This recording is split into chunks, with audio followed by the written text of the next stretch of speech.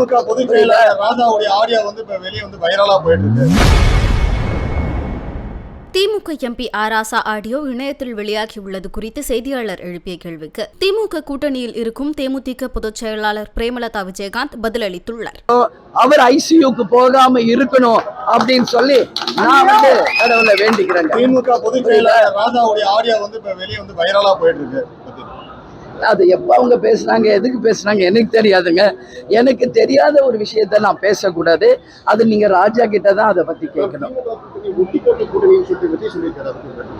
தெரியல, அது அவங்க ஒரு கருத்து சொல்லுவாங்க. அந்த கருத்துக்கெல்லாம் நான் பதில் சொல்ல முடியாது. விஜய் வரும்போது விஜய் கிட்ட இந்த கேள்வியை நீங்க கேட்கணும்னு சொல்லி நான் கேட்டுக்கிறேன்.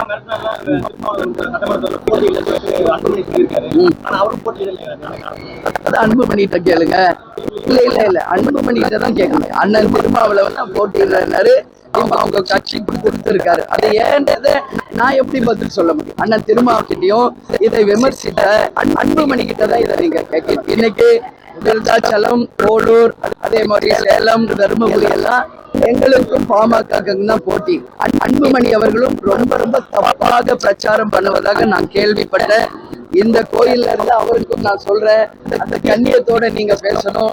ஜாதியை இழுக்கிறதோ குடும்பத்தை இழுக்கிறதோ தவறாக பேசுவதை இதோட அன்புமணியும் அண்ணன் எடப்பாடியாரும் இதோட நிறுத்திக்கணும். இல்லை என்றால் நிச்சயமாக கடுமையான விமர்சனங்கள் எங்க சைடு இருந்தோம் உறுதியாக வரும். அதுல மாற்று கருத்து இல்லை. தேர்தல் நேரம் நீங்க வந்தா மக்களுக்கு என்ன செய்வீங்கன்னு சொல்லுங்க.